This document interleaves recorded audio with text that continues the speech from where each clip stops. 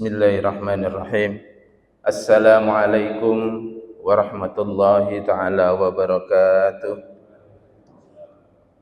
Alhamdulillah, alhamdulillahi rabbil alamin, wa bihi nasta'inu ala umurid dunya waddin, wassalatu wassalamu ala asyrafil anbiya'i wal mursalin, sayyidina wa maulana Muhammadin wa ala alihi wa ashabi wa man tabi'ahum bi ihsan ila yaumiddin, amma ba'd. Allahumma shalli wa sallim wa barik ala sayyidina Muhammadin al-Fatih lima ughliqa wal khatimi lima sabaqa nasiril haqqi bil haqqi wal hadi ila siratikal mustaqim wa ala alihi haqqa qadrihi wa miqdaril azim. Rabbi zidni ilma warzuqni fahma, rabbi shrah li sadri wa yassir li amri fahlul 'uqdatam min lisani yafqahu qawli. Amin. Hadirin jamaah salat Isya yang dimuliakan Allah Subhanahu wa taala, puji syukur alhamdulillah malam hari ini kita diberi kesempatan untuk bisa melanjutkan kajian kita dalam rangka thalabul ilmi agar memudahkan menghilangkan semua kegelapan di dalam kalbu kita menuju Allah Subhanahu wa taala. Sebelum kita mulai kajian malam hari ini dalam kajian kitab Minhajul Abidin, marilah kita hadiahkan suratul Fatihah wabil khusus kepada muallif hadzal kitab, yaitu Hujjatul Islam Abu Hamid Muhammad bin Muhammad Al-Ghazali At-Tusi, yang telah mengarang kitab ini, yang memberikan pencerahan kepada kita semua, kemudian kepada guru-guru kita, kepada kedua orang tua kita, dan kepada semua jamaah khusus Masjid Ar-Raudhah. Mudah-mudahan dengan diterimanya pahala dari Allah Subhanahu wa taala, memudahkan dalam sebuah rahmat di dalam alam kuburnya, liridho illahi lahumul Fatihah. A'udzu billahi minasyaitonir rajim. Bismillahirrahmanirrahim. Alhamdulillahi rabbil alamin arrahmanir rahim maliki yaumiddin. Iyyaka na'budu wa iyyaka nasta'in. Ihdinas siratal mustaqim. Siratal ladzina an'amta 'alaihim ghairil maghdubi 'alaihim waladdallin. Bapak sekalian, kita masih masuk di bab yang kedua, yaitu bab kedua, kemudian bab awaik, kemudian dari awaik ini adalah awaik yang kedua atau godaan penghalang yang kedua dalam rangka untuk hamba menuju Allah Subhanahu wa taala. Yang kedua ini yaitu berupa makhluk. Kemarin kita sudah sampai dalam satu bahasan dari hadisnya baginda Agung Muhammad sallallahu alaihi wasallam, disebutkan ya bahwa qala dzalika ayyul harzi kila wa ma ayyul hajri. Jadi baginda Nabi Muhammad sallallahu alaihi wasallam kemarin menerangkan bahwa zaman ini adalah zaman kekacauan. Lantas sahabat bertanya, apa itu zaman kekacauan ya baginda Nabi? Kemudian Rasulullah Muhammad sallallahu alaihi wasallam bersabda, khina la ya'manur rajulu jalisuhu, yaitu masa di mana ketika engkau tidak merasa aman dengan orang yang berdekatan duduknya denganmu. Artinya ya orang yang paling dekat dengan kita, teman kita sendiri. Ya. Oleh karena itu, Bapak sekalian, dalam hal yang demikian itu, maka zaman ini adalah zaman di mana kita itu sebagaimana yang diprediksikan oleh baginda Nabi, zaman yang penuh fitnah, zaman yang penuh kekacauan, zaman yang dimana keimanan kita itu akan dipertaruhkan benar-benar berada lurus di dalam jalan yang kira-kira diridhoi Allah atau tidak. Makanya itu hadirin yang dimuliakan Allah, bahwa dalam satu riwayatnya baginda Nabi pernah bersabda, ya nanti itu di zaman akhir, ya, di zaman akhir mendekati hari kiamat itu akan muncul yang disebut dengan Dajjal. Dajjal itu akan menggoda manusia, orang yang beriman, di mana pengaruhnya Dajjal itu sangat luar biasa. Yang diciri-cirikan, kalau fisiknya itu dicirikan kira-kira matanya itu hanya satu, tapi pengaruhnya omongannya itu orang yang beriman pagi sorenya sudah murtad. Orang yang pagi iman sore sudah enggak iman. Nah, pengaruhnya luar biasa. Nah, apakah itu kemudian menjadikan sebuah letterlock secara maknawiyahnya itu secara fisik? Pasti iya. tetapi maknawiyahnya pasti kita harus ambil. Nah, kalau kita melihat dari ciri-ciri apa yang ada di dalam sabda Nabi itu, di zaman akhir itu, Dajjal itu akan merubah keimanannya semua orang yang iman di saat itu, yang masih hidup, dirubah untuk menjadi kufur.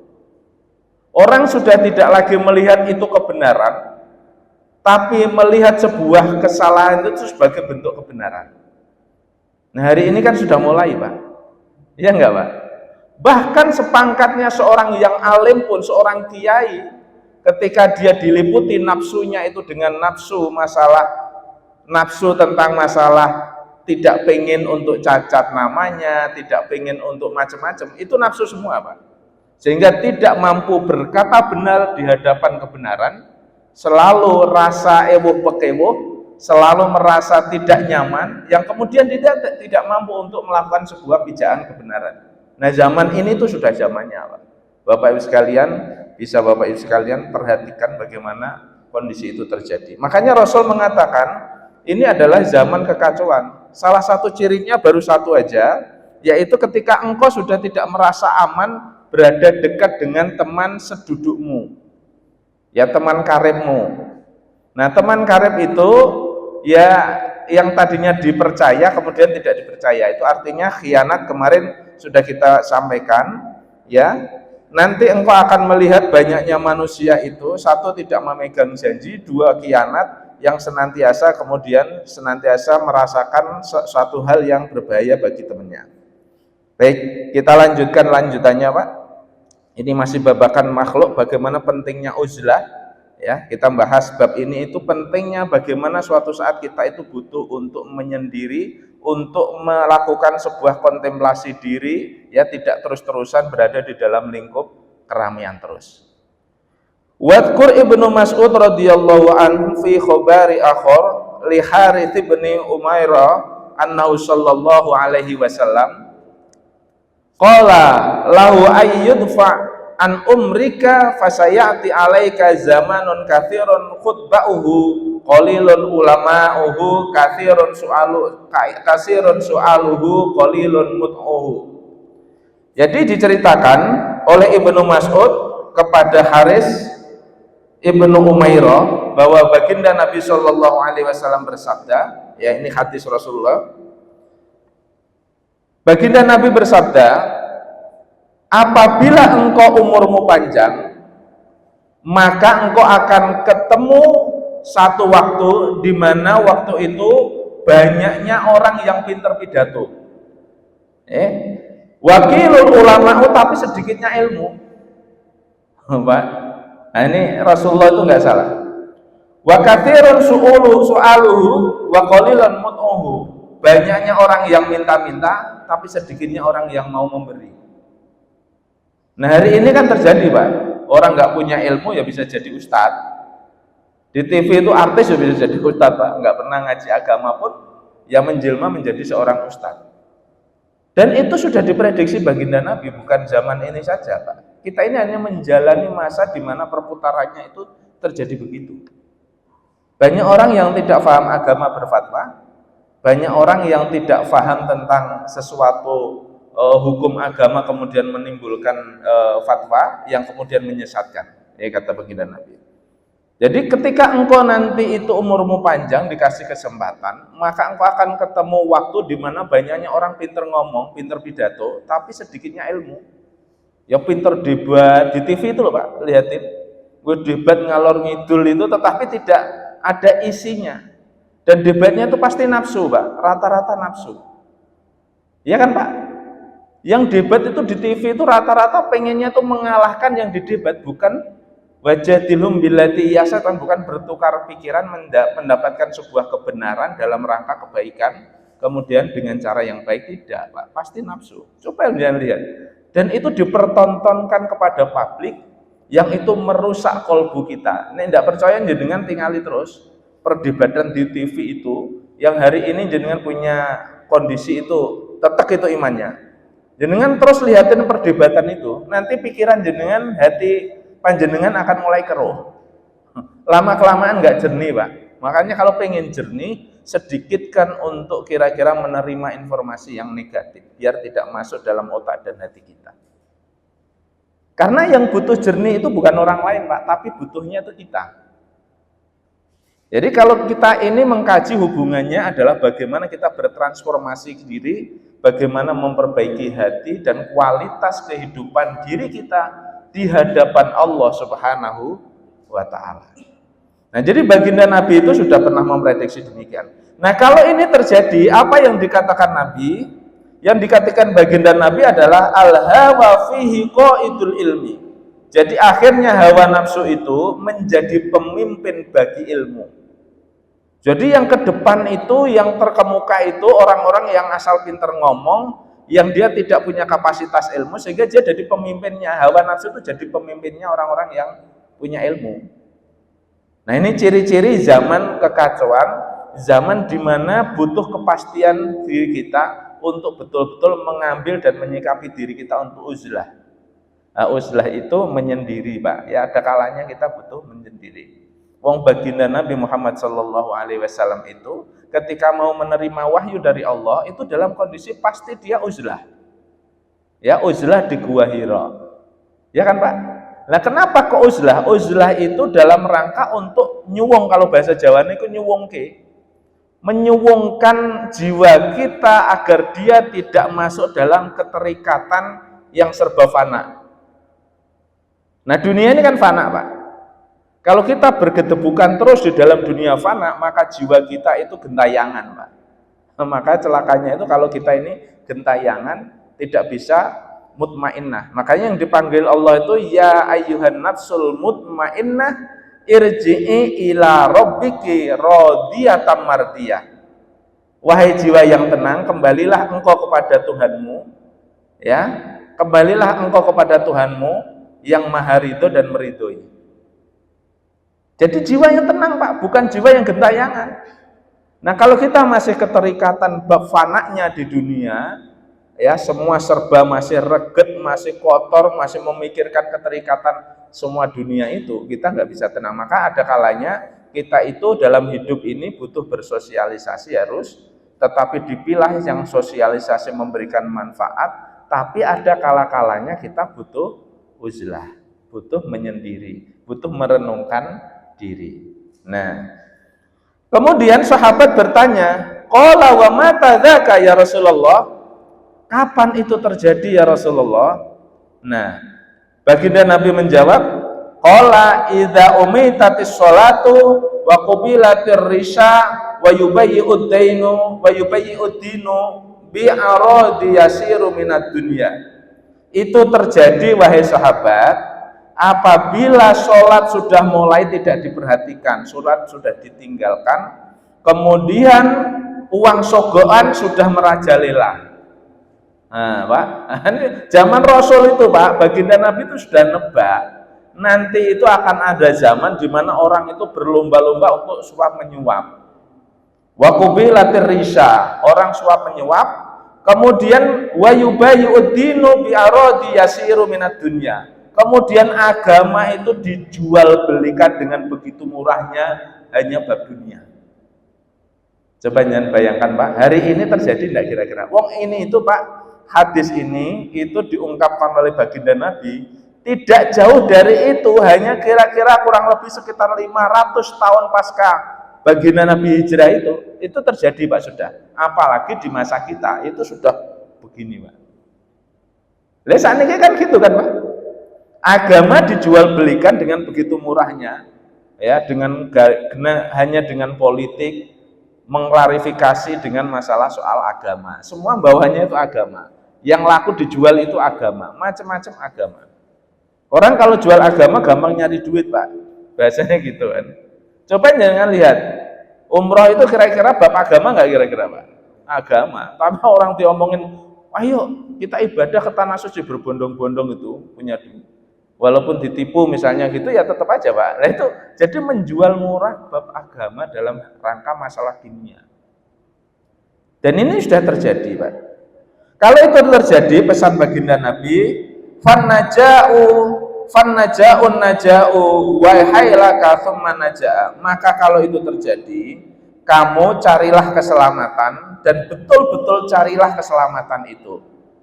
Waihaka, jika tidak engkau cari itu, thumma naja'a, maka engkau tidak akan pernah selamat. Jadi kita itu butuh itu, Pak. Makanya jiwa kita, kolbu kita, ruh kita butuh diberikan sebuah pencerahan agar kita bisa jernih, bening untuk kehidupan itu berada di dalam wilayah yang tepat. Nah, qultu wa jama'u ma dzukiru fi hadhil akhbar tara bi ainika fi zamanika wa ahlihi fangdur li nafsika. Ya, kemudian saya berkata, dan dari kesepakatan dari semua yang dituturkan di dalam hadis tadi, maka sesungguhnya telah engkau lihat dengan mata kepalamu sendiri di zamanmu dan orang-orangnya, maka untuk itu berwaspadalah dengan dirimu. Jadi ini pesan baginda Nabi. Jadi Pak, maksudnya begini. Jadi zaman ini itu zaman, apalagi sekarang ya. Jadi kualitas zaman itu ketika zaman Rasulullah, kemudian turun di sahabat, itu kualitasnya masih penuh, Pak. Ibarat takaran itu masih penuh keimanan. Begitu turun sahabat, kemudian tabi'in, ini kualitasnya sudah turun lagi, Pak. Tabi'in, kemudian tabi'in, turun lagi, sampai ke ulama itu sudah turun jauh sekali, Pak. Yang turun itu bukan masalah perkembangan dunia dalam skala teknologi, bukan. Tetapi yang turun itu adalah kualitas keimanan kita. Coba jenengan cek, Pak. Tidak usah jauh-jauh dari ini. 100 tahun yang lalu atau 70 tahun yang lalu, yang panjenengan mungkin ya sebenarnya sudah 70 itu ya. Itu kualitas ketebalan kolbunya orang-orang kakek moyang kita dulu dengan kita, itu tetekan pundi, Pak, kira-kira? Kuatan mana kira-kira dengan kita sekarang ini? Ini jangan bilang kuatan sekarang, Pak. Kuatan dulu, Pak. Nyun sewu. Sekarang ini kita nggak makan sehari, Pak. Ngeluhnya sudah luar biasa nggak kira-kira? Hari ini kita nggak pegang duit, kira-kira nggak pegang duit 10 rupiah pun. Misalnya punya duit hanya 100.000. Gelisahnya luar biasa nggak kira-kira? Ini soal jiwa, Pak, soal kolbu. Zaman dulu nenek moyang kita sehari nggak makan tuh biasa, Pak, puasa, tirakat. Dan tidak pernah ngeluh. Nah, kita hari ini tuh masih punya segalanya saja, ya, kemudian berkurang sedikit aja, kita sudah gelisah nggak karuan, Pak. Apalagi generasi-generasi nantinya, Pak. Jadi kualitas iman itu semakin lama semakin menurun dan semakin menurun. Nah, oleh karena itu, Bapak sekalian, ya ini waktu zaman yang dimana menjadi tengar, menjadi pertanda bagi kita dan pengingat kita agar kita betul-betul memperhatikan kenapa baginda Nabi itu bersabda seperti ini dalam rangka untuk mengingatkan umatnya agar umatnya itu selamat. Makanya, Pak, dalam satu riwayatnya itu diceritakan begitu nanti masuk di zaman di yaumil kiamat, pas hari kiamat itu, di hari itu yang iman itu, Pak, jumlahnya itu tidak sampai 1%, Pak. Orang yang mengalami masa panasnya siksaan mendekati hari kiamat itu, iman di saat itu tidak sampai 1% bahasanya gitu. Karena disebutkan baginda Nabi, kila wa kila. Jadi sedikit dan sedikit sekali. Kenapa? Karena godaannya banyak sekali, Pak. Susah sekali. Diuji kira-kira panas matahari hanya sadiro, yang tingginya kira-kira hanya sejengkal ini, panasnya nggak kerong, orang sudah nggak sempat berpikir, digoda sama, makanya itu kenapa tadi di awal saya sebutkan, jadi godaannya Dajjal itu luar biasa, pagi iman, siang sudah kufur. Dan ketika itu godaan panjang sekali itu, orang ditawari, kalau kamu mau ikut sama saya, ya, jadi seolah-olah itu surga. Yang ditawarkan oleh Dajjal itu surga, Pak. Tapi surganya Dajjal itu sesungguhnya adalah nerakanya Allah.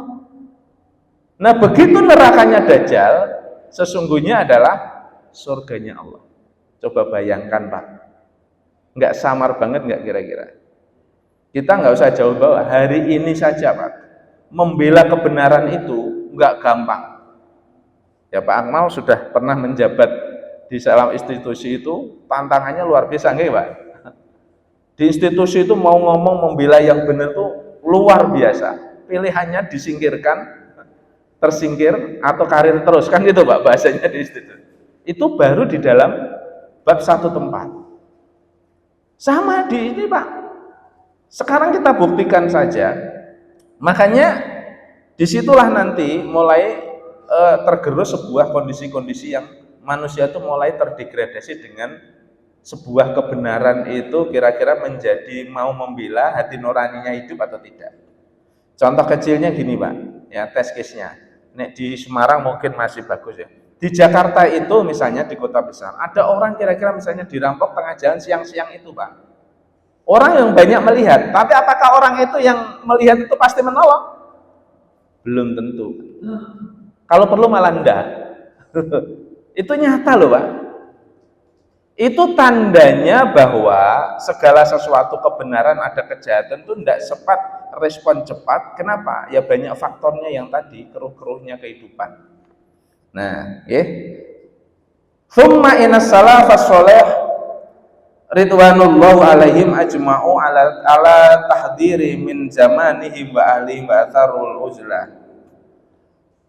Jadi oleh karenanya di zaman salafus soleh ya semua sepakat bahwa mereka sangat berhati-hati di zaman mereka dan orang-orangnya. Makanya mereka memilih untuk uzlah. Jadi di zaman para salafus soleh itu para tabiin Pak, itu zaman yang sudah seperti ini. Banyak hal kehidupannya seperti yang disampaikan Rasul. Oleh karenanya di zaman itu para ulama itu sepakat bahwa orang-orangnya sudah tidak lagi kualitasnya sebagaimana di zaman Rasul, maka pilihannya adalah uzlah. Wa amaru bidzalika, dan memerintahkan uzlah untuk yang demikian itu, wa tawasau bihi, dan menasihati, wanti-wanti kepada teman-temannya, hati-hati hidup sekarang itu enggak gampang. Kalau kita pengen lurus berada dalam ridhonya Allah, butuh berhati-hati, jaga anak, istrimu dan keluargamu. Itu maksudnya gitu Pak. Di zaman dulu begitu. Wala syakka annahum, dan tidak diragukan lagi bahwa sesungguhnya mereka kanu absara wa ansakha wa inna zaman alam yasir ba'daha khairan.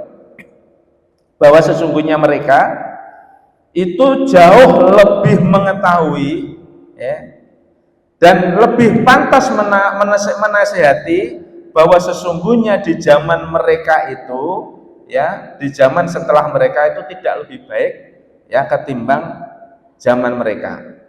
Jadi zamannya para tabiin itu Pak, setelahnya itu enggak lebih baik, tapi lebih terpuruk gitu. Makanya itu Pak, zaman sekarang itu orang satu rasa malu itu sudah tidak susah sekali zaman sekarang itu. Malu itu kan bagian dari iman, al-haya'u minal iman. Zaman sekarang itu rasa malu sudah enggak ada. Nyun sewu.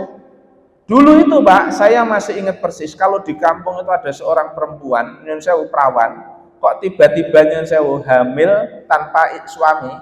Itu malunya sampai orang tuanya itu luar biasa, nggih betul. Hari ini Pak, kalau ketahuan ada orang yang kira hamil tidak ada bapaknya, kira-kira biasa aja betul. Di medsos biasa aja Pak. Bahkan kalau perlu di TV disiarkan, bapaknya nggak ada itu. Itu contoh Pak. Jadi kualitasnya itu semakin lama semakin buruk ya, segala sesuatu sudah tidak ada rasa malu. Nah inilah zaman yang tidak jauh lebih baik dibanding dengan para tabiin.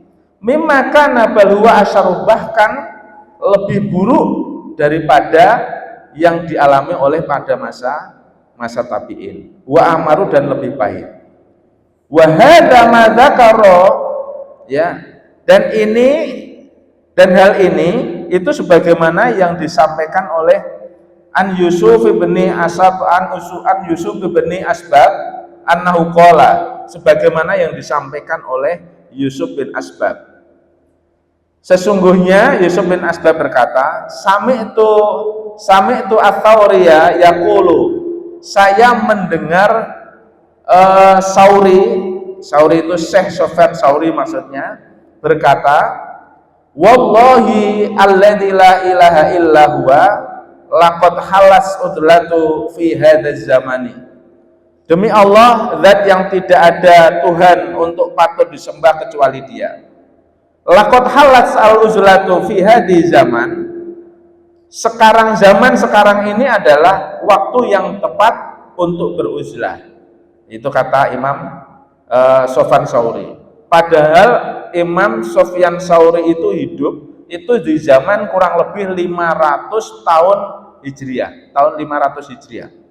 Nah, sekarang ini sudah 1400 sekian, Pak. Gitu kan. Jadi jaraknya dengan kita ini sudah 900 tahun lebih.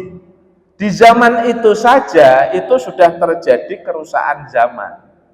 Kenapa? Karena baginda Nabi itu diutus oleh Allah, ya. Di zaman kenabian baginda Nabi itu merupakan khotamul anbiya, ya, merupakan nabi pamungkas. Itu zaman itu sudah rusak, Pak.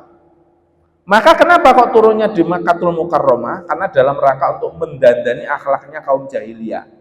Yang disebut jahiliyah itu bukan orang yang tidak terpelajar, bukan orang yang tidak tahu tentang kebenaran, bukan, Pak.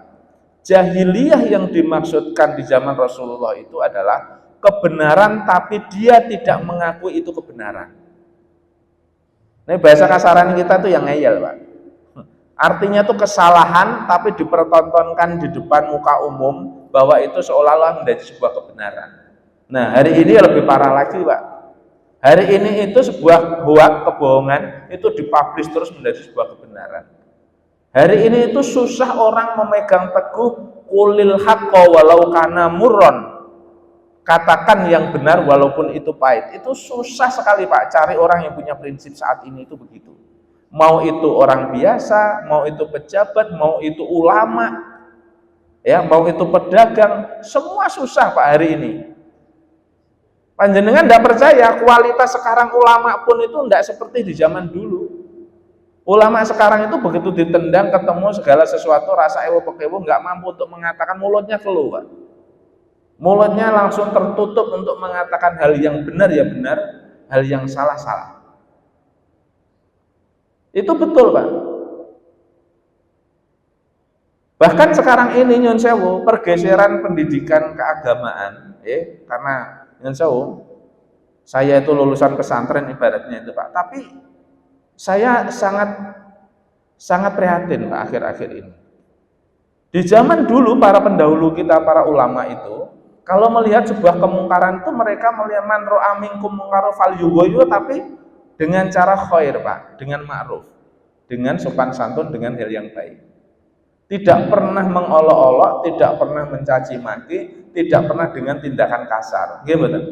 Sekarang ini, Pak, nyan sewu, baru tersinggung itu anak-anak santri yang alumni pesantren pun sekarang itu nggak karuan kaliahnya, Pak.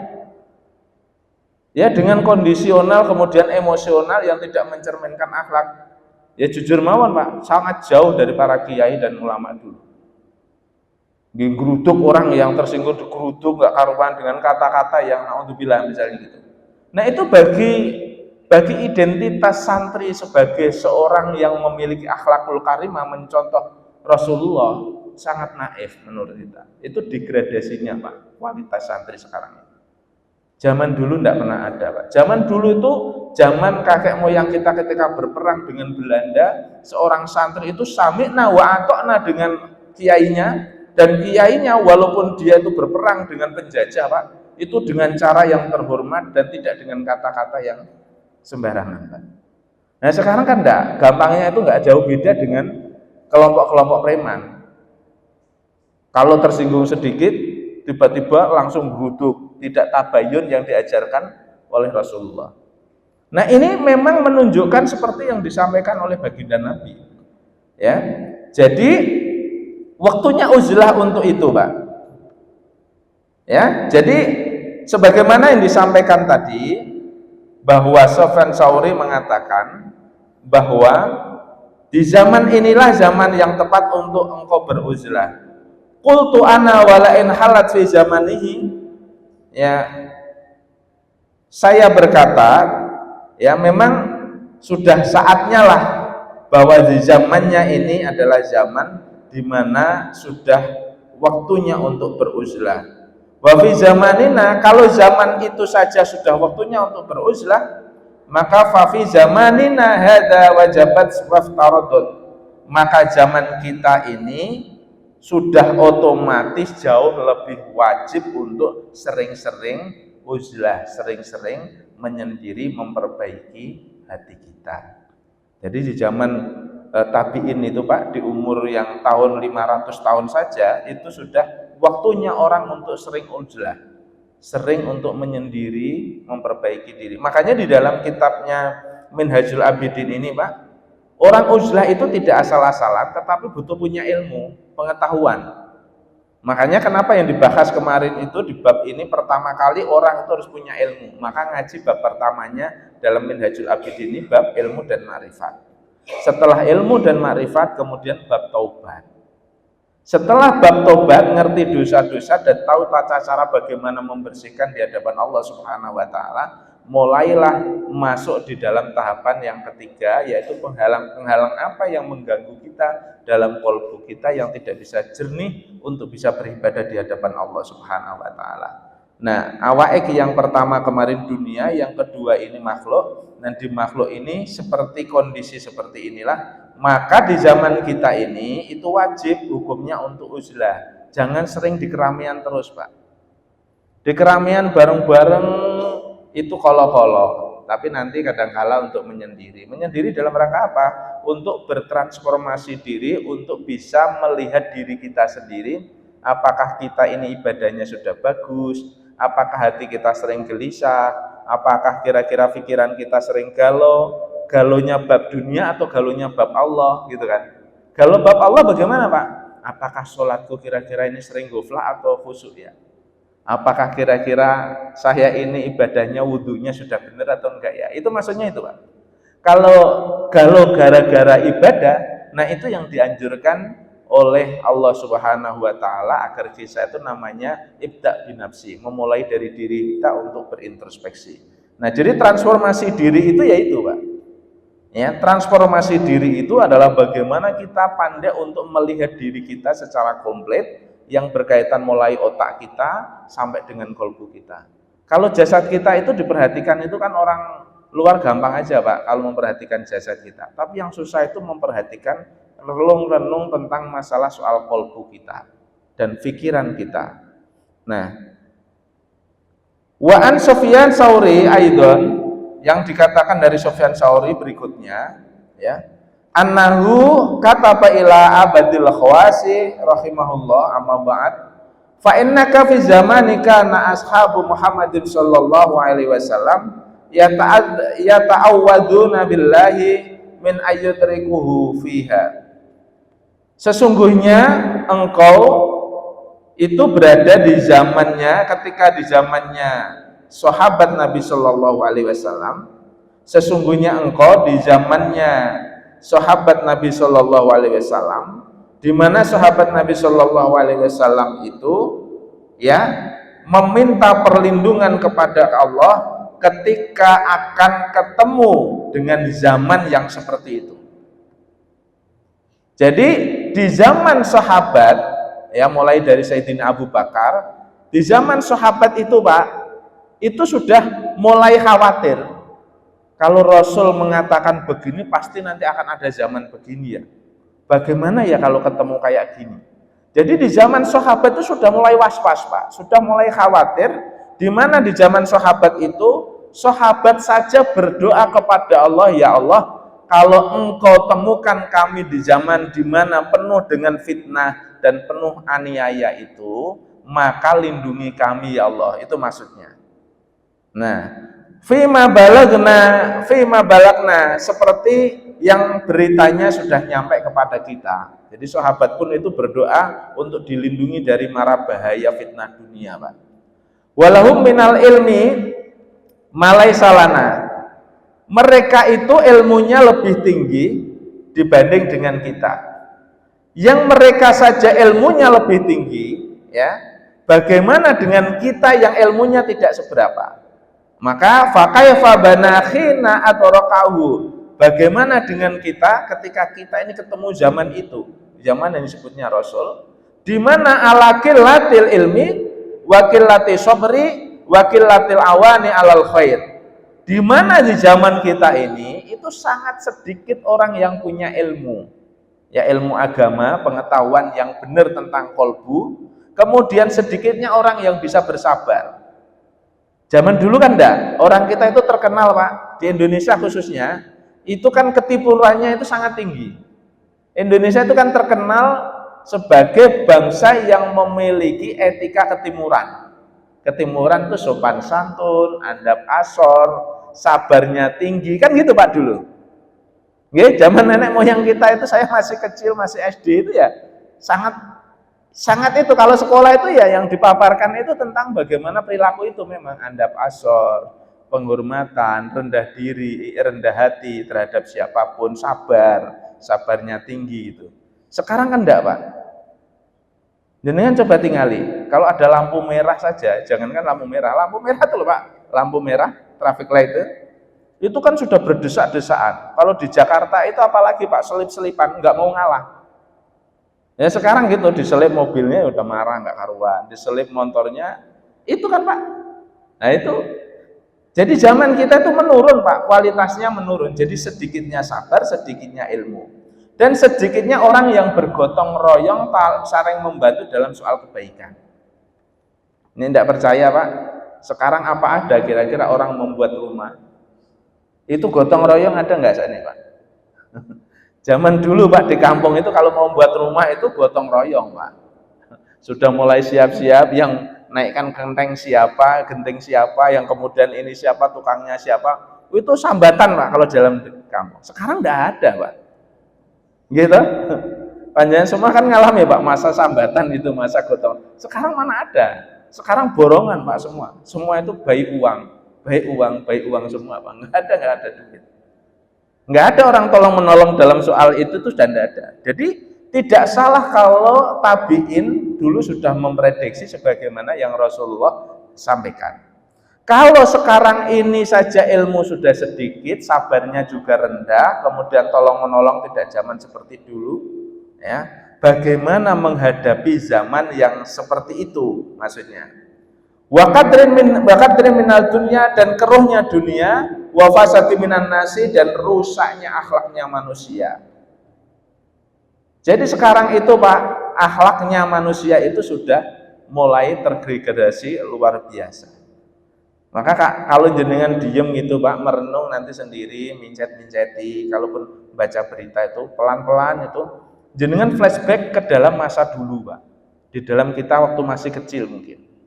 Jenengan akan bisa membandingkan, karena hati itu tidak pernah bohong Pak. Maka seperti sponsornya kecap Pak, rasa tak pernah berbohong. Nah rasa itu tempatnya ada di hati. Hati nggak pernah bohong Pak. Kalau rasanya kecut ya kecut, kalau rasanya manis pasti manis. Walaupun ditutupi mulut, hati tetap ngomong. Makanya hati nurani namanya.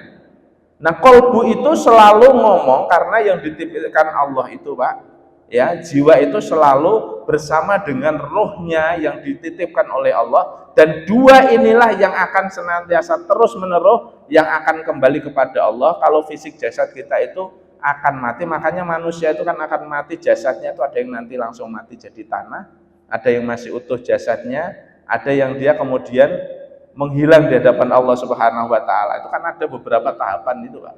Nah akhirnya orang muslim, makanya kenapa ada orang yang soleh dimakamkan jasadnya utuh? Apakah itu tidak sunatullah? Sunatullah Pak. Memang begitu, jasad yang rusak ini, itu jasad yang fana ini, itu manakala dia tidak terkonek dengan kondisi jiwa dan ruh kita. Kita tidak pernah mengawinkan ruh dan jasad kita. Maka kalau ulama sufi itu Pak mengajari kita bagaimana cara mengonekkan, mengawinkan antara jasad dan ruh kita, agar dia senantiasa tidak ada pertentangan antara ruh dan jiwa kita. Nah kalau sudah seperti itu, makanya kalau yang diajarkan ya ulama salaf, ya para sufi itu kalau mau mengawinkan itu, maka kawinnya itu ya dengan Fatihah dan surat Ikhlas. Maka ulama-ulama yang soleh itu kalau kayak Hadratus Syekh Mbah Maimun Zubair Sedani gitu ya, utuh jasadnya Pak, sudah bertahun-tahun pun utuh. Nah itu karena jiwanya sudah menyatu dengan jasadnya atas izin Allah Subhanahu wa Ta'ala. Nah, kalaupun kita tidak mampu untuk merawat jasad itu Pak, minimal jiwa kita dan roh kita jangan sampai gentayangan. Nah, gentayangan itu bukan hanya ada di alam kubur, setelah kita mati enggak Pak. Kita masih hidup pun itu bisa jadi kita ini gentayangan. Gentayangan Pak, tidak ada pedoman pasti yang hati ini goflah terus, ya, oleng terus Pak. Bahasanya tuh mabuknya itu kayak mabuk dunia, kayak orang kena ekstasi lah itu, nggak sadar itu. Ya kita nggak pernah fokus, sholat nggak fokus, zikir nggak fokus, ketika kita berkomunikasi dengan orang juga nggak fokus apa yang sedang kita komunikasikan, ketika beramal juga nggak fokus amal apa yang kita perbuat. Jadi asal-asalan gitu Pak bahasanya. Nah ketika nanti menyendiri itu Pak, ya latihan zikir Allahnya itu ditajamkan lagi, kemudian zikir, bertanyalah itu pada diri kita, kalbu kita terus, zaman ini kok seperti ini Pak, pilah-pilah itu. Nah kalau ini terus kayaknya bisa hanyut dalam sebuah kondisional yang tidak baik ini, memang butuh sedemikian rupa sedikit demi sedikit untuk uzlah. Ya, jadi kata Umar bin Khattab, fa inna Umar bin Khattab radhiyallahu anhu qala fil uzlati rahatun min khulata isu. Jadi kata Sayyidina Umar bin Khattab berkata bahwa uzlah itu adalah membebaskan diri dari pergaulan yang buruk. Jadi uzlah itu melepaskan diri dari pergaulan yang buruk Pak. Jadi hal-hal yang kira-kira buruk itu bisa kita minimalisir. Wa fi mithli hadza qila, sebagaimana sebuah syair yang disampaikan, hadza zamanul ladzi kunna nuhadaruhu. Zaman ini adalah zaman yang kami sangat khawatirkan. Fi qauli Ka'ab wa fi qauli Ibnu Mas'ud, sebagaimana kata Ka'ab dan Ibnu Mas'ud. Apa zaman yang dikhawatirkan itu, kata Umar bin Khattab? Dahrun bihil haqqu mardudun bi ajma'ihi. Masa yang dengannya itu kebenaran itu ya ditolaknya sebuah kebenaran secara semuanya. Jadi kebenaran itu ditolak Pak. Masa di mana kebenaran sudah nggak ada artinya, setiap mengatakan kebenaran nggak ada orang yang mendengarkan. Setiap mau melakukan kebenaran selalu ditentang di mana-mana.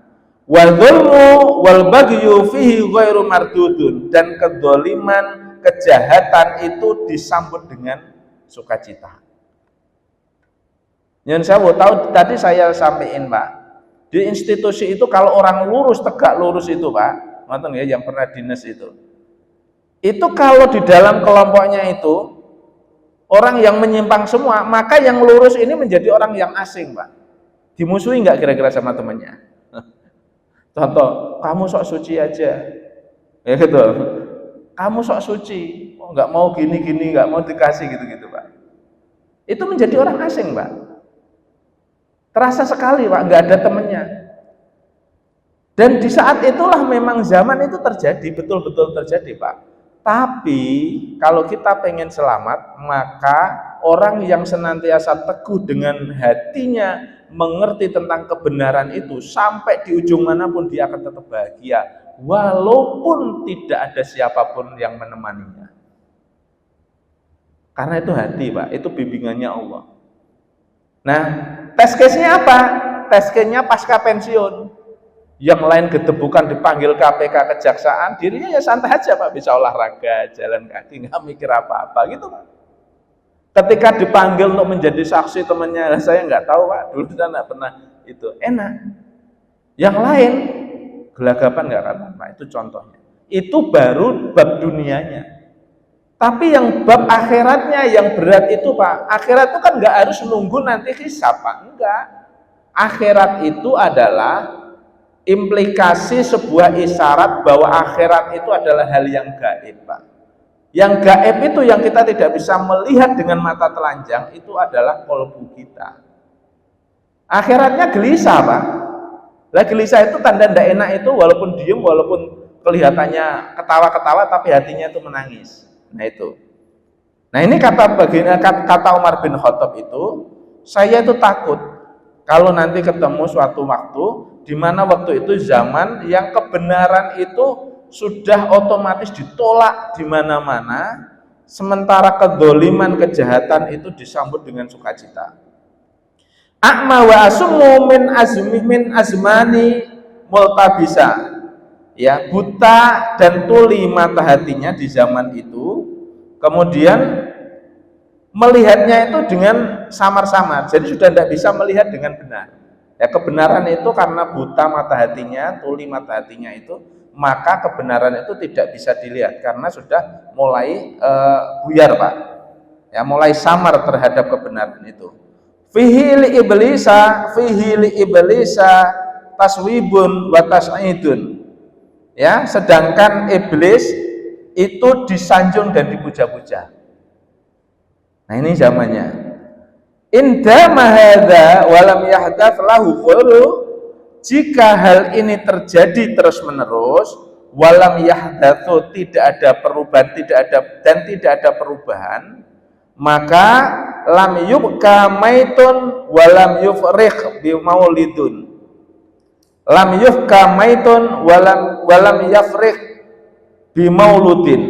Jadi kalau hal itu terjadi terus-menerus dan tidak ada perubahan, maka tidak akan pernah ada tangisan saat orang meninggal dan juga tidak ada tawa saat orang dilahirkan.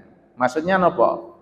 Jadi kebenaran itu, Pak, kalau sudah mulai tiba zamannya ini, zaman wolak-walik zaman, di mana sebuah kemungkaran itu menjadi sebuah hal yang dianggap ma'ruf, sebuah ma'ruf dianggap sebuah yang mungkar, bolak-balik itu, maka nanti itu orang meninggal, ibunya meninggal, bapaknya meninggal itu ya biasa aja, Pak, tidak sedih.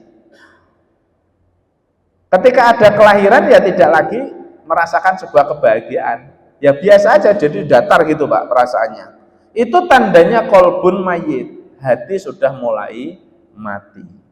Nah, kalau hati sudah mati itu, maka sesungguhnya kita akan mulai tersesat di dalam kegelapan, jauh dari hidayah Allah Subhanahu wa ta'ala.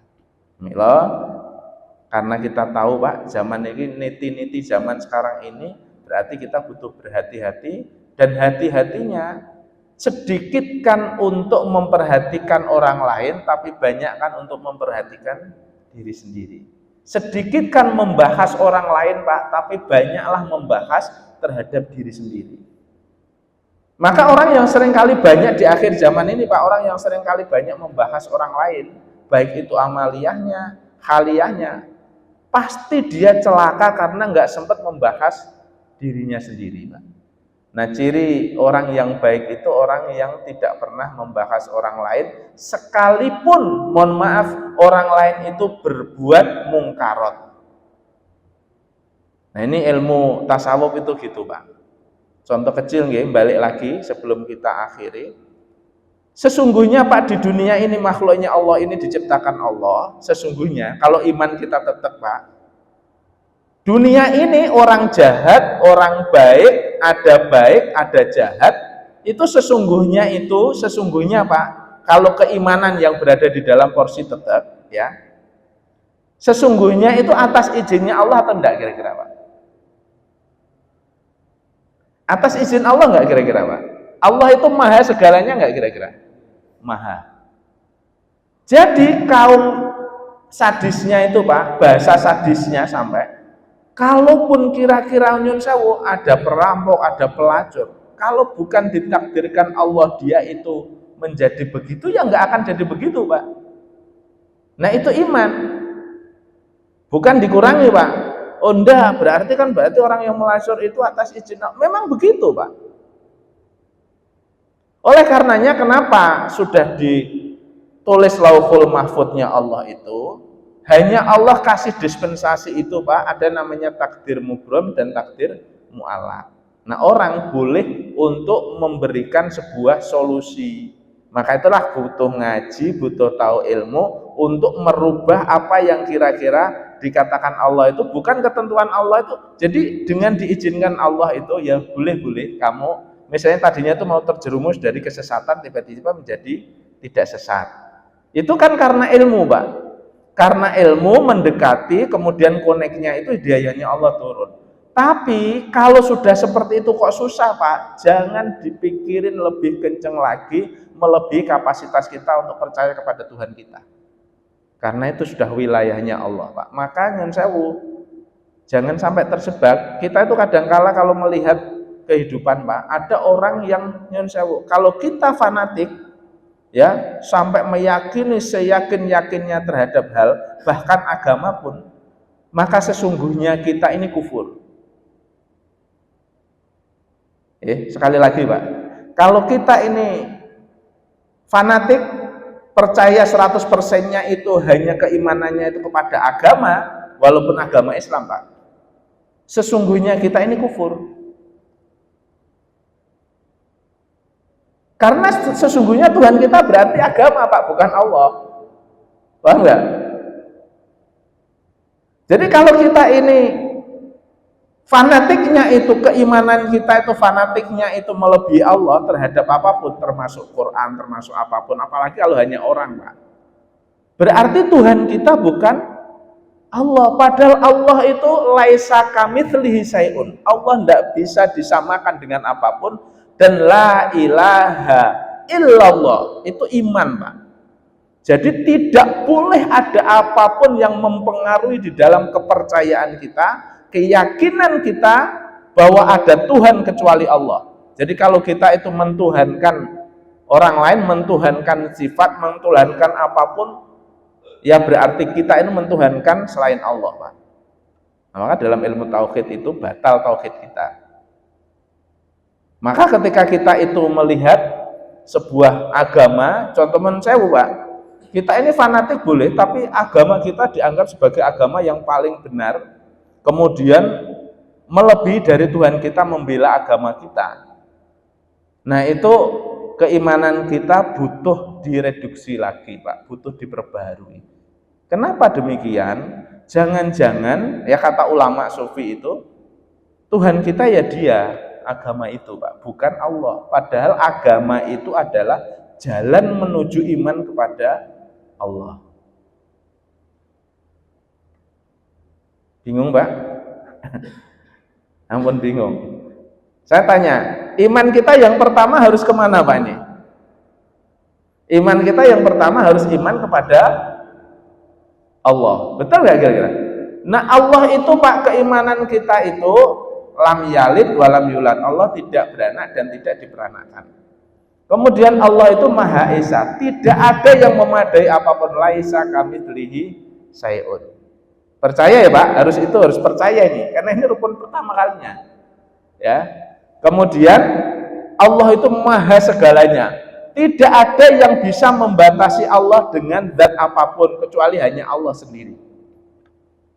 Nah, kalau itu yang sudah terjadi, makanya Allah tidak bisa disandingkan dan tidak bisa disekutukan oleh apapun, apalagi kepada siapapun, Pak. Oleh apapun dan apapun tidak bisa. Dia hanya Allah. Allah, jadi sudah Allah.